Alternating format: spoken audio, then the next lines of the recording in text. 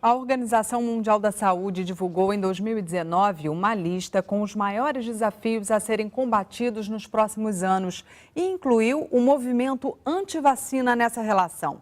Um fenômeno complexo que vem ganhando adeptos em vários países do mundo e que representa um risco enorme, não só para a saúde individual, mas também para a saúde coletiva.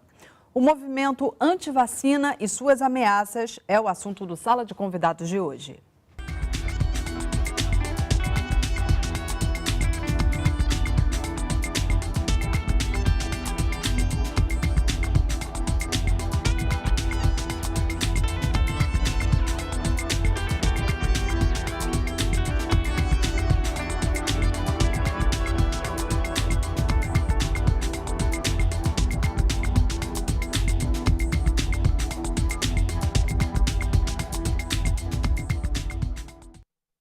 Para conversar com a gente, estão no estúdio Maria de Lourdes de Souza Maia, coordenadora da Assessoria Clínica de Biomanguinhos da Fundação Oswaldo Cruz, Márcio Nerrabi, infectologista pediátrico do Instituto Nacional de Saúde da Mulher, da Criança e do Adolescente Fernandes Figueira, também da Fiocruz, e, por fim, Isabela Balalé, médica pediatra e vice-presidente da Sociedade Brasileira de Imunização.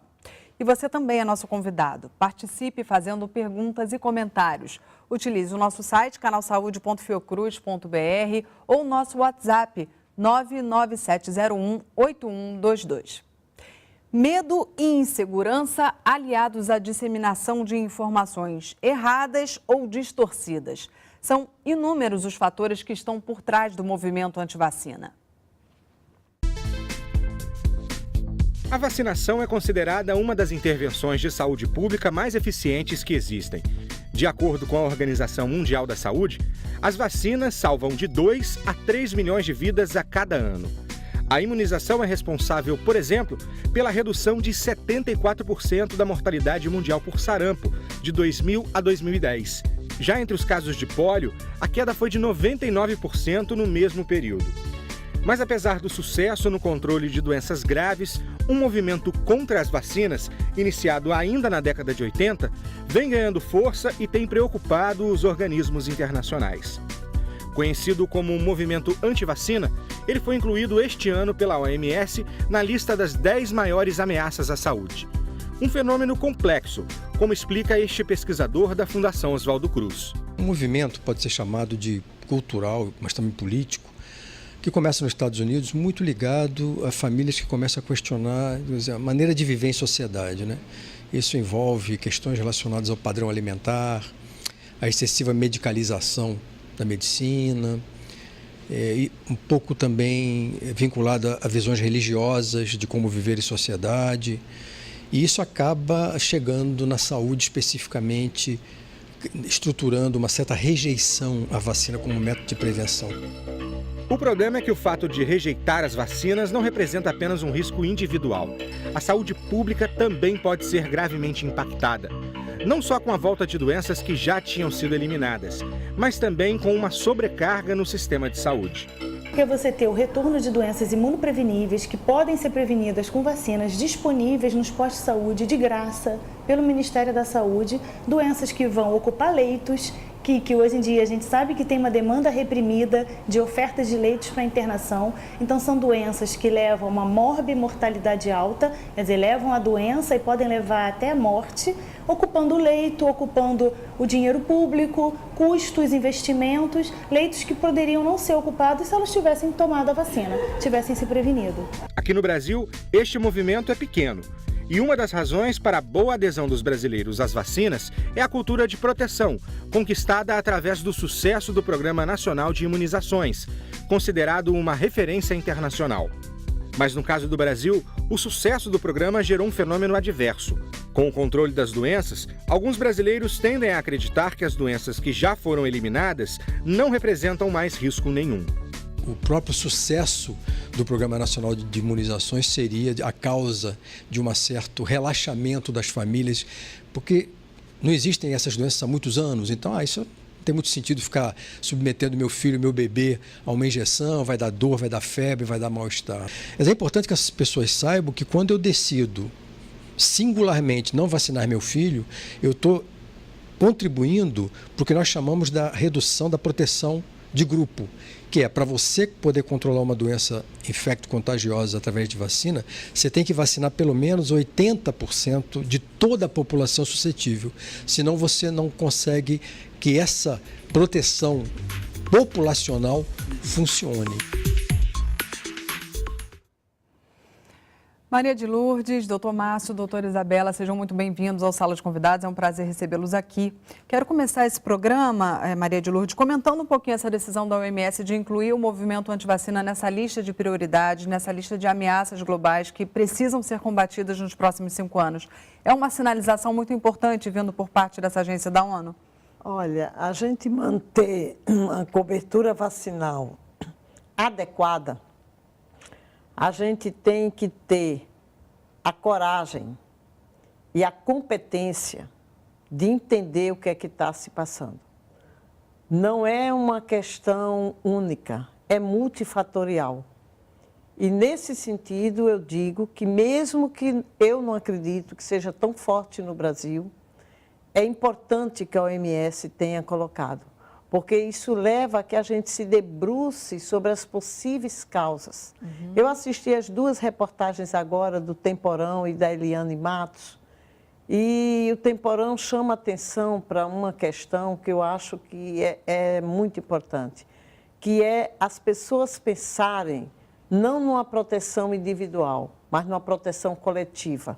Que esses grupos que têm suas razões, e a gente tem que respeitar as razões de não querer, que ele pense que ele está inserido numa sociedade e que a não participação dele vai prejudicar a sociedade. Sim.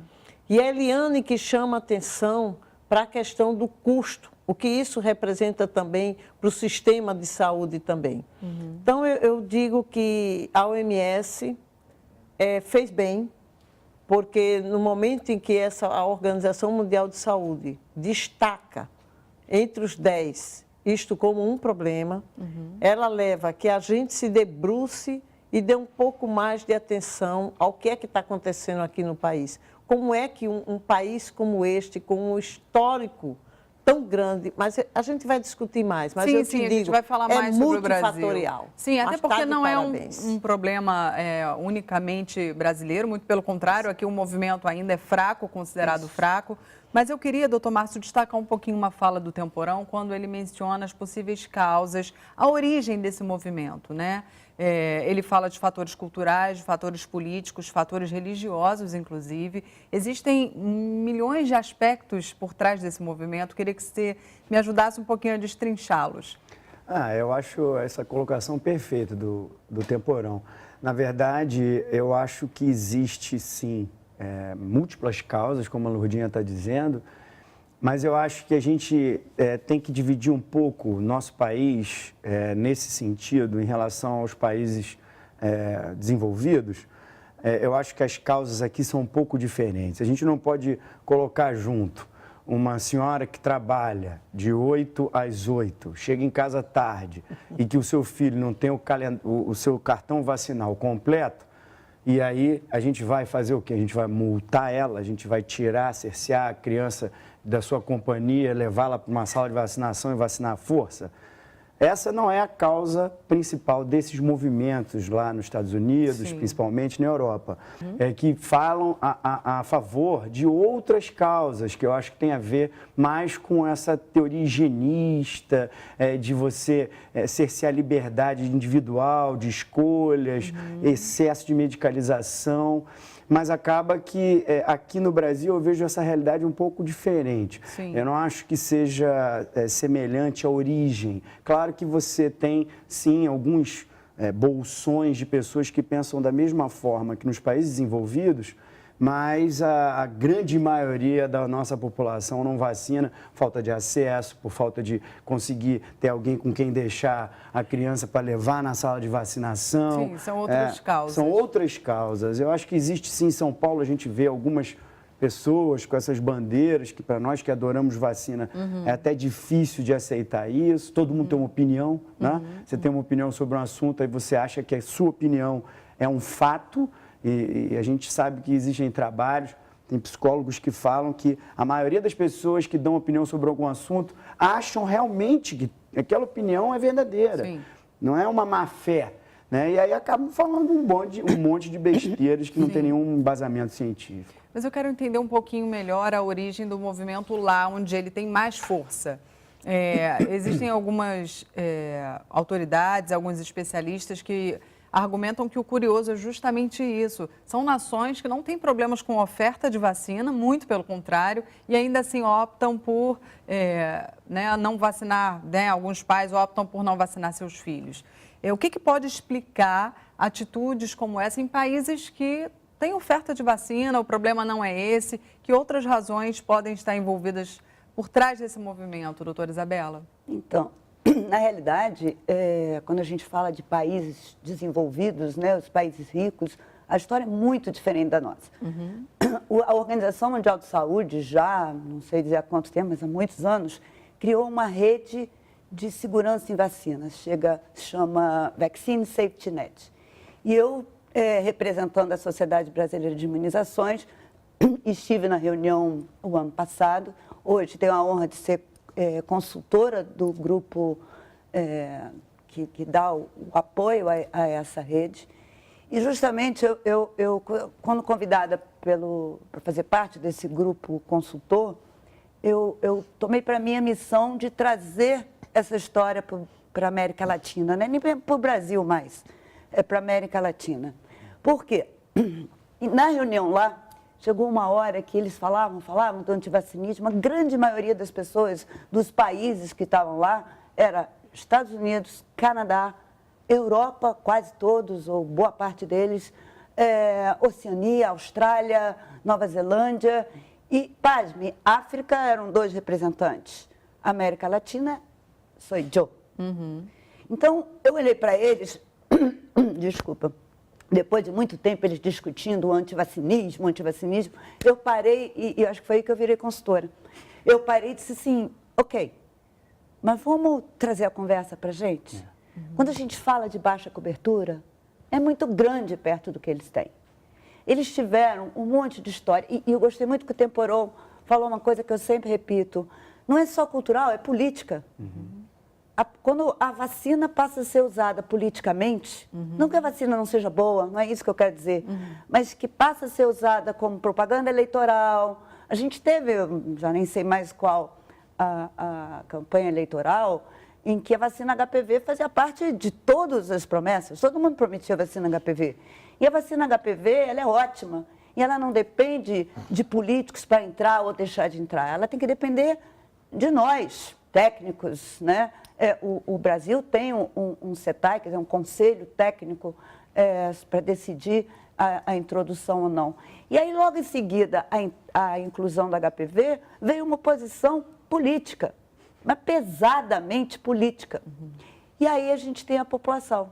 Então, lá fora, não fugindo da sua pergunta, um papel grande é um estudo de um médico inglês que ele tinha interesses junto a escritórios de advocacia. Ele estava buscando patentear uma nova vacina contra o sarampo e ele publicou numa revista mais do que renomada, que é o Lancet, ele publicou um artigo relacionando causalmente a vacina do sarampo e o autismo. Aliás, um assunto muito tratado na Organização Mundial de Saúde, quando a gente conversa sobre melhorar a confiança em vacina, que é isso que a gente faz, é ensinar ao profissional da saúde a ler um artigo científico. Uhum. Nem tudo que é artigo científico é verdade. Sim. Você vê, por exemplo, artigos assim, casos, né? Como é que fala? Relato de caso. Relato de caso. Essa falta. Relato de caso. Relato de caso, eu relato meu caso. E aí eu digo, olha, aí essa pessoa tomou a vacina e teve qualquer coisa. Uhum. Isso é um relato de caso. Uhum. Isso não torna verdade cientificamente. Mas as pessoas, infelizmente, inclusive nós profissionais da saúde, nos resumimos a ler o título. Sim. Então, isso é muito preocupante. Esse médico inglês, eu acho que todos já sabem hoje, mas é bom repetir, depois de que o sarampo na Europa se tornou um grande problema de saúde mundial, nós todos sem sarampo e eles bombando de sarampo. Só lá, o ano passado, a última vez que eu olhei, foram mais de 44 mil casos de sarampo na Europa. A gente aqui com 10 mil está desesperado. Sim, eles voltaram a ter surtos novamente. Eles têm surtos sempre e sempre. Então, diante disso, foi feita uma auditoria nesse artigo. E era tudo fraudulento, tudo inventado. Sim, e isso causou inúmeros prejuízos. Mas, pasme, esse médico perdeu o seu registro de médico nos Estados Unidos. Sim. Está sendo processado criminalmente, mas dá palestra por todo esse mundo desenvolvido. As pessoas, é muito mais fácil eu te convencer de uma coisa errada do que uma coisa científica. Esse é um problema com o antivacinismo. Esse é um desafio, principalmente em tempos, né, de redes sociais. É um desafio muito grande. Só uma coisinha. Por favor. Existe uma enquete internacional, também apoiada pela Organização Mundial de Saúde, mais de 60 países, que mostrou que no Brasil, quem é contra, né, ou não acredita em segurança ou eficácia a vacina no Brasil, é coisa de 4%. Não aumentou desde... Qual é o problema hoje? Qual é o nosso foco hoje no Vaccine Safety Net? A hesitância. As pessoas que acreditam em vacina leem uma fake news e ficam esperando ter certeza se é bom ou não. A gente vai falar muito sobre fake news ainda hoje aqui. Eu quero ainda, em cima de uma fala do Temporão, repercutir um pouquinho quando ele diz que para que uma vacina surta efeito, para que a imunização surta efeito, 80%, né, precisa haver uma porcentagem grande de pessoas imunizadas. De uma forma geral, Maria de Lourdes, você acredita que as pessoas têm essa consciência de que a importância ao se vacinar não é só individualmente, mas inclusive coletivamente? Você acha que há essa consciência? Você viu que eu chamei a atenção quando falei exatamente no que o Temporão colocou. Porque a gente precisa entender a nossa inserção nessa sociedade. Eu acredito que, para a população como um todo, esta informação, né, Isabela, não é tão clara, não é divulgada. A gente tem um problema de comunicação, de passar as informações. Como é que a gente faz isso? A gente vai fazer de cima para baixo ou a gente constrói isso de baixo para cima? Quando a Isabela colocou a questão política, Bela, eu estava aqui pensando, qual é o político que o Temporão colocou, qual é o político que a Isabela está colocando? Eu traria um outro ponto, gestão. A gestão dentro do município, a responsabilidade dentro do município. Como é que a gente vai construir esse conceito, botar esse conhecimento aí? Somos nós, é o ministério aqui ou é o secretário municipal? É a menor partícula da esfera aí. Sim. Eu acho que é lá que essa discussão tem que se começar, a mostrar, a fazer com que as pessoas entendam. Eu acredito que nós temos pessoas que trabalham na saúde e não sabem. Que não sabem. Eu tenho certeza. Como é importante, se você vacina um número grande de 80%, 90%, aliás, a gente diz que 95%. Esse é o número que a gente dá, que é o número da cobertura vacinal, que é o número que faz o efeito de cerrar, o efeito coletivo, de rebanho, onde o vírus, mesmo estando ali, ele não consegue, ou seja, eu protejo outras pessoas. Esse conceito, ele precisa ser... Aí você me diz, mas Maria de Lourdes, você está falando que as pessoas que trabalham na sala de vacina não sabem. Eu trago dois problemas que geralmente eles interferem na cobertura vacinal. A rotatividade das pessoas que trabalham na sala de vacina e a capacitação, os treinamentos, a discussão que a gente precisa ter com essas pessoas. Então, hoje, só esses dois problemas que eu trago aqui, nesse momento, são problemas que eu acredito que eles estejam realmente cooperando com essas baixas coberturas. Tem outro, gente, falta sangue nas veias para a gente chegar e dizer, olha, gente, vamos lá, nós conseguimos. É preciso que a gente converse isso com as pessoas, com os profissionais, com os pediatras, com a estratégia de saúde da família, com todos os movimentos. O Brasil não pode perder isso. É inconcebível a gente fechar um ano com a poliomielite, que é oral, e a gente conseguir 50 e pouco por cento de cobertura. E isso numa cobertura sem ser por município. Porque se você for por município, você vai encontrar os bolsões. Então, a gente vai ter a doença mesmo. Mas a gente já pode relacionar no Brasil essa baixa cobertura vacinal verificada nos últimos anos, a gente já pode relacioná-lo ao movimento antivacina? Ou ainda é cedo para dizer? De jeito nenhum. A Isabela falou, a gente tem pouco, isso é importante, né? Eu acho que no Brasil tem poucos trabalhos falando sobre o movimento antivacina, né? Não tem muita coisa publicada. Talvez porque o movimento aqui seja justamente muito fraco. E acho que as causas são outras. A gente não pode confundir o movimento antivacina com baixa cobertura vacinal. São coisas diferentes. Sim. Né? Eu acho que a Lourdinha falou bem. O próprio Marco Aurélio Safad, que é um estudioso desse assunto de São Paulo, o Akira Roma, o Dr. Reinaldo, falavam sempre que a melhor pessoa para convencer alguém a vacinar é aquela pessoa que é igual a você. Não dá para você fazer... Quer dizer, o ideal é que o agente de saúde que vai na casa da população pegue a cartão de vacina daquela criança e olha assim, por que a senhora não fez pólio, hein? Não, eu não fiz pólio porque eu recebi um fake news dizendo que pólio pode dar poliomielite. Não, minha filha, isso é besteira, você não está vendo que isso é mentira? Eu estou aqui vendo, conheço a senhora, o remédio que a senhora toma de pressão, a senhora não confia em mim? Isso é uma bobagem. E isso é que chega na população. Sim. Não adianta vir a doutora Lourdinha, a doutora Isabela, que são pessoas maravilhosas, de cima lá, e falar isso para a população, eles não falam a mesma língua. Sim. Tem que ser pessoas iguais, que falam a mesma coisa. Se você convencer de forma positiva a população, elas vão vacinar, isso não tem a menor dúvida. Vai sobrar aquelas pessoas que realmente, por outras causas, aí eu acho que tem uma coisa de um fundamento, como o Temporão falou, moral, religioso, socioeconômico, aí sim, pode ser que nessas a gente tenha que falar de uma outra forma, mas na população geral eu duvido. Daí a importância da Organização Mundial ter incluído entre os 10, para que a gente possa ir pensando isto aí. Não que esteja sendo responsável o maior peso pelas baixas coberturas, apenas para que a gente desenvolva a competência de avaliar as causas raízes. Sim. Mas não é... eu acho que é isso. No meu entender, a gente... classificar, né, a causa do problema de baixa cobertura, relacionar ele com o antivacinismo, chega a ser perigoso para nós.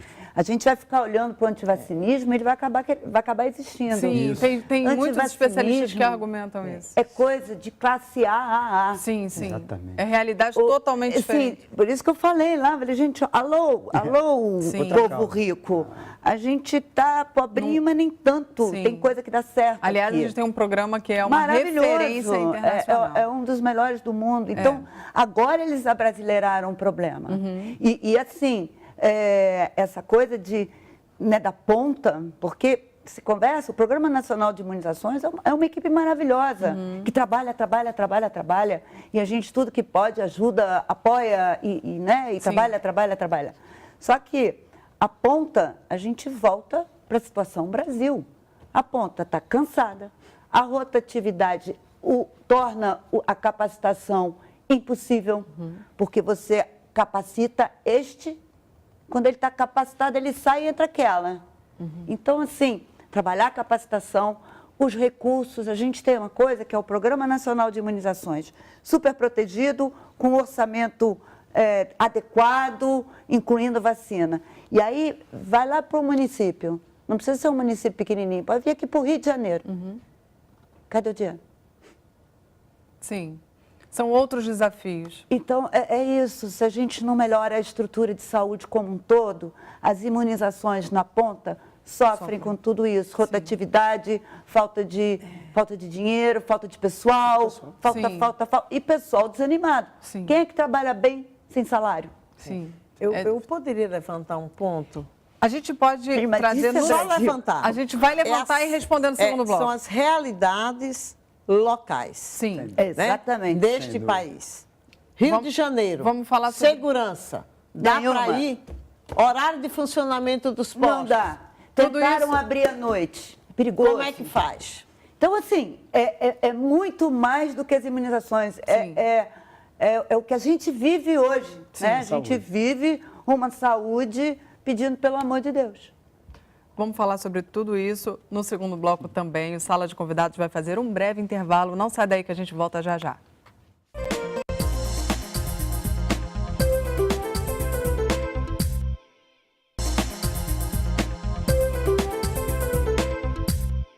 O Sala de Convidados está de volta conversando sobre o movimento anti-vacina. Nossos convidados são Maria de Lourdes de Souza Maia, coordenadora da Assessoria Clínica de Biomanguinhos da Fiocruz, Márcio Nerrabi, infectologista pediátrico do Instituto Nacional de Saúde da Mulher, da Criança e do Adolescente, Fernandes Figueira, e Isabela Balalé, médica pediatra e vice-presidente da Sociedade Brasileira de Imunização. Você também é nosso convidado. Participe fazendo perguntas e comentários. Utilize o nosso site, canalsaude.fiocruz.br ou o nosso WhatsApp 99701-8122. Em tempos de redes sociais, as notícias falsas sobre imunização e seus possíveis efeitos adversos se espalham com muita agilidade e ajudam a potencializar o movimento antivacina. O movimento anti-vacina sempre foi alimentado pelo medo e por informações falsas ou distorcidas. Mas foi no final da década de 80 que uma notícia deu a ele seu maior impulso. A conceituada revista científica The Lancet publicou um estudo do médico britânico Andrew Wakefield, apresentando uma relação entre a vacina tríplice e o autismo. Alguns anos depois, a pesquisa foi considerada uma fraude, já que não há evidências científicas dessa relação. Mas o erro custou caro à saúde pública e ainda hoje essa informação é divulgada. Agora, pelas redes sociais, juntamente com outras fake news contra a vacinação. Essas informações falsas elas são disparadas com muita velocidade, as pessoas não verificam a veracidade daquela informação e acabam encaminhando para frente. E isso causa uma falta de credibilidade e a gente precisa evitar repassar mensagens recebidas sem antes verificar a fonte. Por vezes, esses boatos conseguem convencer muita gente a deixar a vacinação de lado. Aqui no Brasil, a cobertura de várias vacinas diminuiu nos últimos anos. Ainda é cedo para avaliar o papel das fake news nessa redução. Outros fatores podem ter contribuído para a queda da cobertura vacinal, como o contexto político e econômico do país.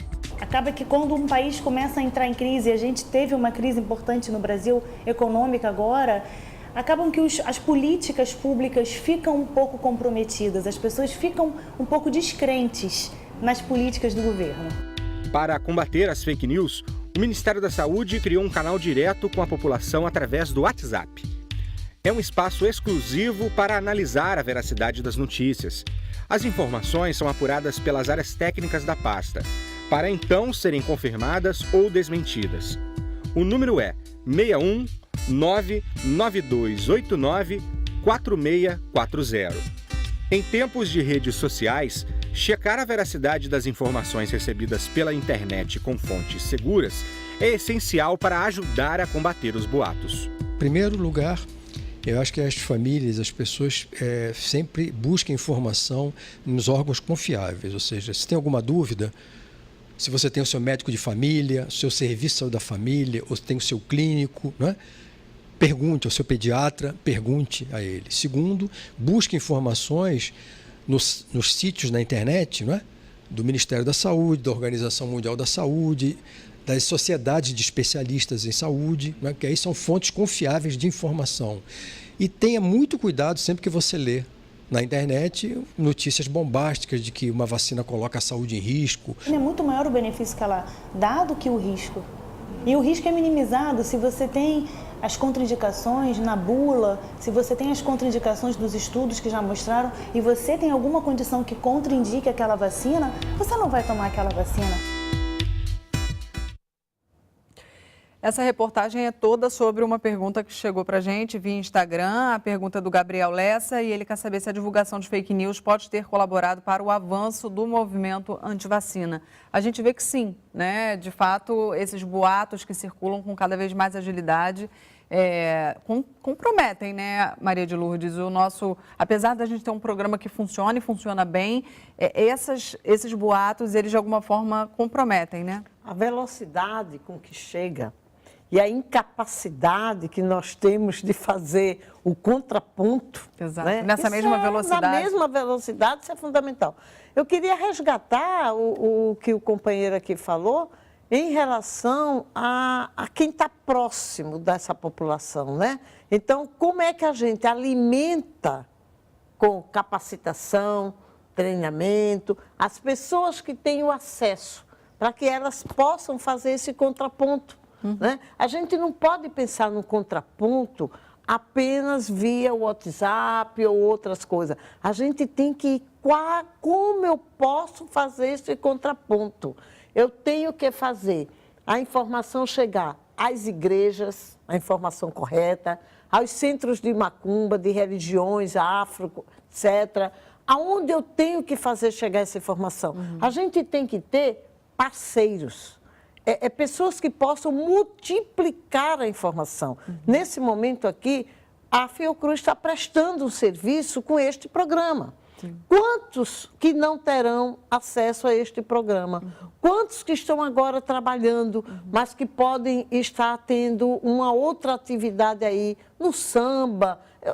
É preciso que a gente abra os 360 graus e veja, Isabela, quem é que pode ser o nosso parceiro?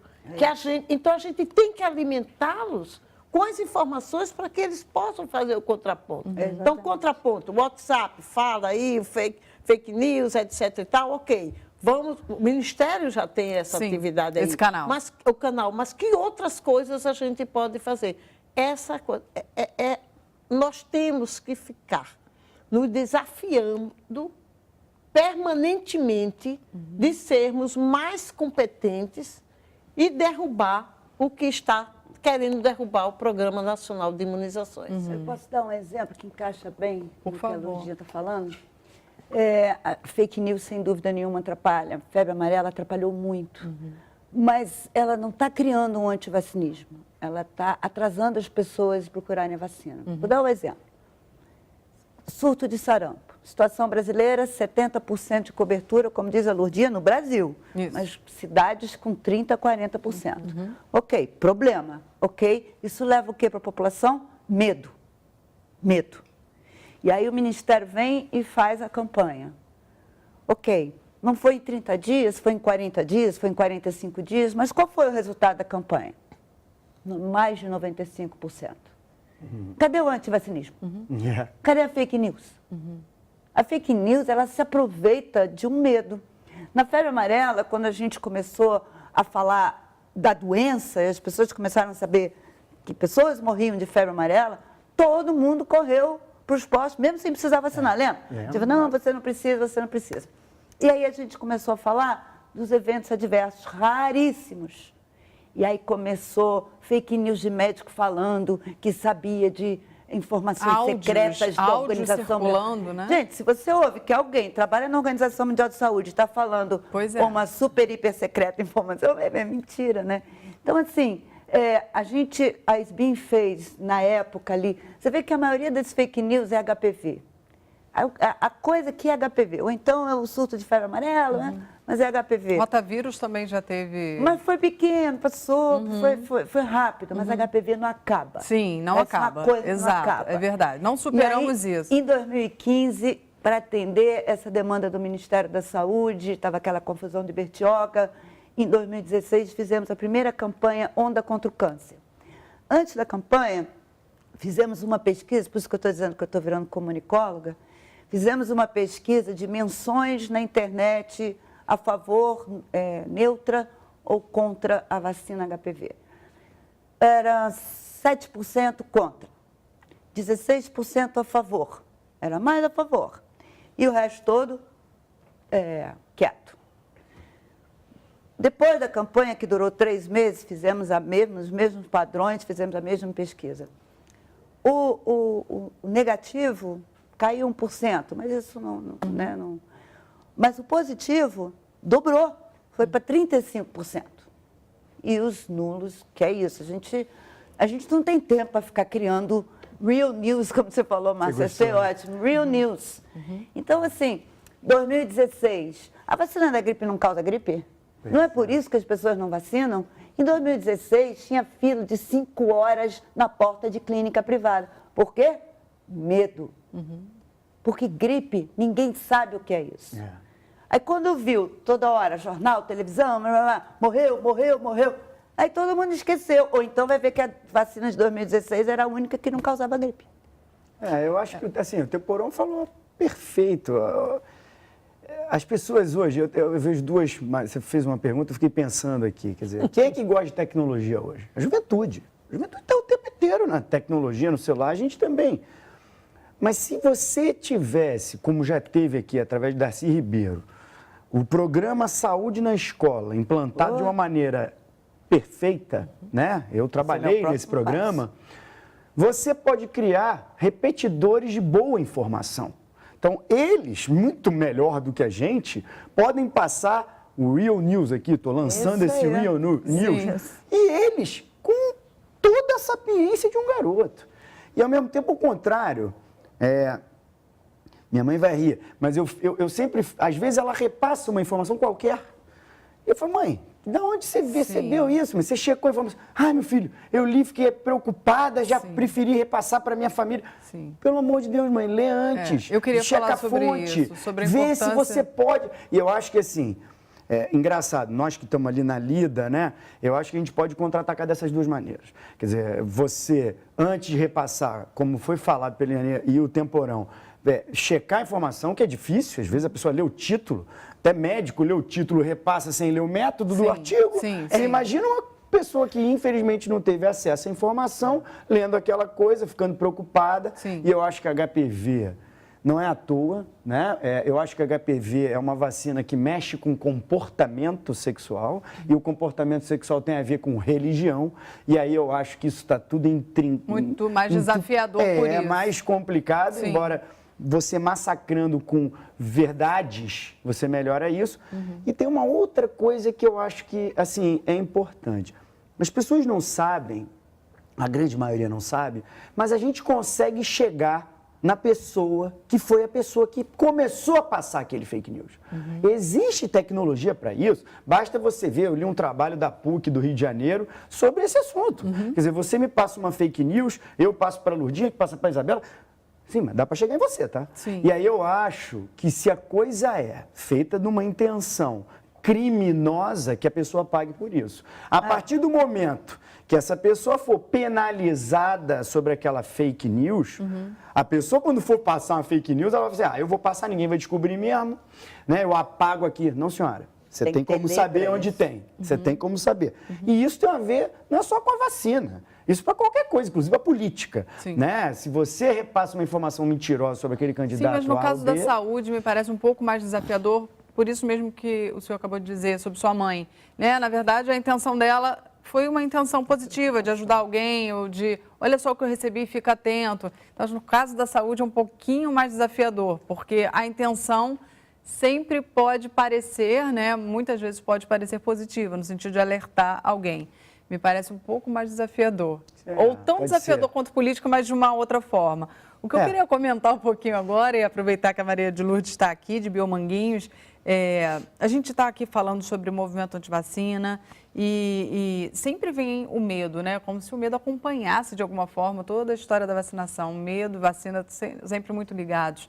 Eu queria saber, Maria de Lourdes, se de alguma forma esse medo também não pode estar relacionado ao fato das pessoas não saberem todas as etapas que uma vacina passa até ela ser liberada. Talvez se as pessoas tivessem noção de todas as etapas que se passa, não só antes dela ser liberada, mas depois, os estudos que continuam sendo feitos após uma vacina ser liberada, talvez a população tivesse um pouco menos medo, um pouco mais confiança. E aí nem estou falando da população brasileira, eu estou falando de uma forma geral. Tá, eu vou chegar lá, mas deixa eu te dizer uma coisa. Quando eu vi ali que passou a imagem fazendo a injeção, eu fiz meio assim. Você já pensou que você está rígido, tua pele está íntegra? Aí tá você doente? vem com uma agulha, fura e põe lá? Essa é a primeira coisa, né? Formas de administração desse produto. Mas eu estou falando de segurança. Não, eu vou chegar lá. Que a gente tem. Isso é uma das coisas. Sim. A outra é a faixa etária. HPV. Quando é pequenininho, tu pega teu filho, vai lá, bota, etc. Tal. Pega um jovem que se acha poderoso, que não tem nada, e bota para ele e vacinar. Não vai. Aí você me pergunta se a ausência da gente dar informação de como é que é produzido uma vacina, como é que isso pode trazer. Com certeza que a gente deveria investir mais num linguajar popular, Sim. que a gente pudesse trabalhar o científico, dizendo, olha, uma vacina, ela começa com uma moléculazinha trabalhando, ela passa por estudos clínicos, a gente faz vários estudos Explicar clínicos. o que são estudos explicar clínicos. o que é um estudo clínico, a segurança que você tem para isso e que depois que ela está para várias pessoas já, com registro dado pela Anvisa, etc. e tal, a gente ainda continua fazendo estudos, que uma coisa é quando você faz num número de pessoas X, outra coisa é quando ela está no campo, com temperatura que pode não estar legal, com a pessoa que pode não estar aplicando como deveria aplicar, etc., com o estresse que você vai para tomar e tal. Com certeza, isto há uma necessidade. Porém, antes até mesmo de chegar para a população, isso precisa chegar para os profissionais de saúde. Eles é que A Isabela, há alguns anos, solicitou que Biomanguinhos, dentro do congresso que tem sobre vacina, a gente fizesse um curso que era pré-congresso e agora já não é mais pré-congresso, está dentro, em que a gente fala da molécula à produção, né? Que é exatamente isso que você me perguntou. Ponta na produção. Porque já mudou tanto o nome, a gente vai se aproximando, né? E a gente vê ali um público que são de profissionais de saúde e eles ficam, eu não sabia como é que é isso aí, né? Ainda agora, só para concluir, eu estava conversando e dizendo que a gente está com alguns estudos clínicos, com a meningo C, que a gente está, com o Eberprot, com febre amarela, com a dupla viral, e a gente está enfrentando uma situação muito grave, porque a gente diz, a gente só entra no estudo clínico, que é para verificar segurança, se aquela vacina protege mesmo, etc. Tal, se tiver com cartão de vacina em dia. Não está. Está alto. A gente tem que fazer uma emenda ao protocolo e pedir ao Comitê de Ética em Pesquisa, porque quando vai fazer um estudo clínico também passa pelo Comitê de Ética em Pesquisa, e faça uma emenda, permita que a gente entre no estudo clínico, a gente vai ter mais tempo de estar com ele e, quem sabe, ele atualizar o cartão de vacina dele.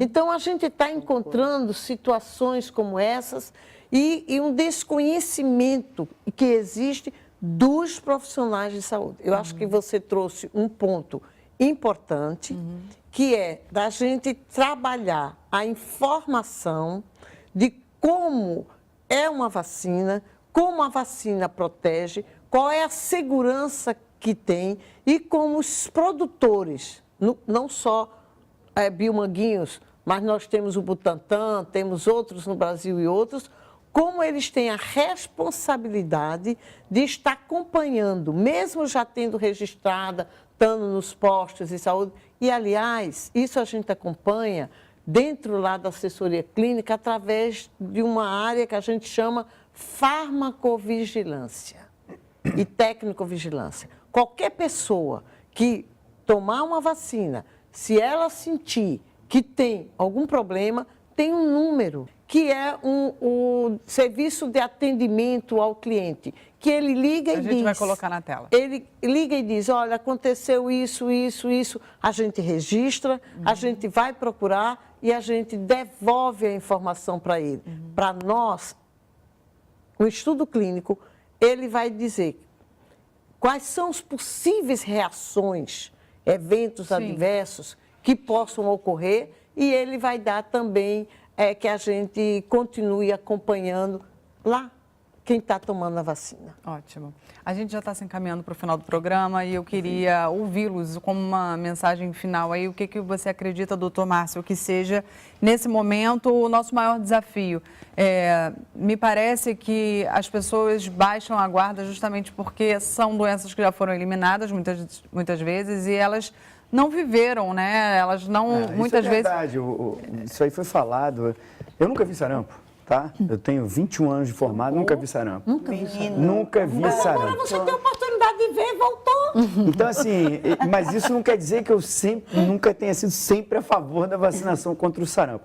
Mas eu acho que, assim, é um pouco terrorismo você botar crianças morrendo de sarampo, de coqueluche, de câncer de colo de útero, mas às vezes isso dá uma chocada necessária na população, sim. Não sei se esse é o melhor caminho, eu acho que sempre a informação positiva. E uma coisa que a gente falou aqui, en passant, é que essas fake news às vezes são criadas por robô, né? Sim. Então, assim, o Ministério da Saúde também tem maneiras de, se quiser investir nisso, disseminar de forma absurda, através de robô, informações do bem também. Porque uma vez eu assisti uma palestra de um programa como o nosso que tinham 100 convidados para falar sobre vacina e um anti-vax. Aí, quando ele chegou lá, eu falei, mas só tem eu aqui? Você vê o número da ciência e o seu número em relação ao que existe de fato. Que opinião todo mundo tem, né? Agora, fato, só existe um.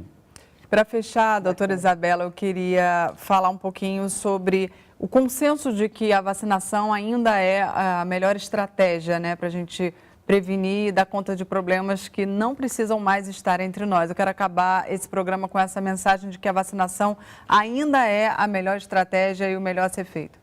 Eu gosto de dizer que, apesar, obviamente, a ciência é fundamental para explicar tudo isso, a ciência mostra, é consensual, né? Mas, assim, não precisa nem de ciência para ver o resultado. Basta olhar na rua, basta olhar os números, basta... O jovem doutor aqui nunca viu sarampo. Eu vi um monte de sarampo. Londrina também viu um monte de sarampo. Eu vi coqueluche. Coqueluche era um problema sério na neonatologia, no primeiro, pro lactente, no primeiro ano de vida. Eu vi pessoas morrendo de difteria. Eu vi tétano neonatal. Então, isso não é uma história. Essas pessoas não estão escondidas embaixo dos nossos colchões e a gente diz que está tudo bem. Não é fake. Não é fake. Exato. Basta você olhar. Você conhece alguém com sarampo? Pode ser que agora, infelizmente, você conheça. Você já viu alguém com difteria? Não, nunca viu. Então, esse é o resultado. Não há como negar esse resultado. E é por isso que precisa só de um antivacinismo e para 100 doutores, né, no assunto. Sua mensagem final, Maria de Lourdes, por favor. Gente, todo dia é dia de vacina. Até uma construção diária. Olhe o cartão do seu filho, olhe o seu estado vacinal, abra a porta, procure uma unidade de saúde, porque lá tem a vacina de qualidade e profissionais que querem lhe receber. Todo dia é dia de vacina. Ainda é, sem dúvida, a melhor estratégia em termos de custo-benefício, inclusive. A melhor estratégia em custo-benefício, qualidade de vida, é tudo de bom. Vá sambar, mas tome a vacina contra a febre amarela. A febre amarela está chegando. A gente tem tempo para mais uma perguntinha, e aí ela vem de Niterói. O Paulo Gabriel quer saber se as mães que optam por não vacinar seus filhos precisam assinar algum termo de responsabilidade, doutor Márcio. Na verdade, o ECA protege a criança e o adolescente, é lei, né, no artigo 14, se eu não me engano, a obrigação do seu responsável levar seu filho para vacinar. É óbvio que para toda regra é exceção. Existem pessoas que têm problemas de imunidade, por exemplo, e a gente não falou sobre isso, mas o efeito manada, o efeito de grupo, essas pessoas acabam não podendo se vacinar. Não porque não querem, mas porque não podem. Nesses casos específicos, existem essas exceções. Se você não quer vacinar porque você acha que você acreditou num fake news, você está sujeito às normas das leis. Sim. Né? Mas eu não acho que essa é a principal mensagem. Eu acho que você tem que cobrar dos seus governantes alternativas para você poder levar seus filhos para vacinar. Como estão fazendo agora, tem metrô, tem gente vacinando para febre amarela, né? Nos ambientes de trabalho, nas escolas, nas igrejas. Eu acho que é por aí. É isso que precisa hoje. É. Tem que ir onde o povo está.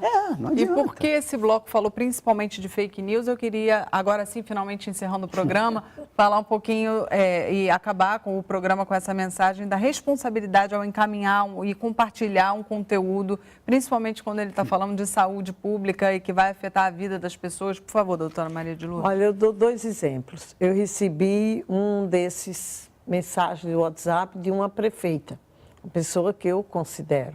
E recebi de uma amiga também. O que é que eu fiz? Coisas diferentes. Eu devolvi perguntando, isso é verdadeiro? E aí eu fui na internet, procurei e vi que aquilo não tinha acontecido, etc e tal. Peguei aquela informação, mandei para ela. Ela pediu desculpas de ter feito aquilo.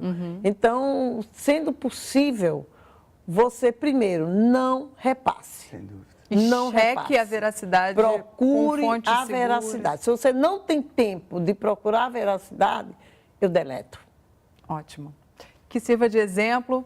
Foi um ótimo programa, um debate muito importante e necessário. Eu agradeço muitíssimo a presença de vocês aqui. Muito obrigada pela presença. Obrigado a você. Se você quiser baixar ou mesmo compartilhar esse programa, entre no nosso site www.canalsaude.fiocruz.br. Você também pode acompanhar o Canal Saúde, claro, pelas redes sociais. Vale lembrar que o Sala de Convidados contou com a colaboração da NBR. Nós temos um novo encontro marcado na próxima semana. Até lá!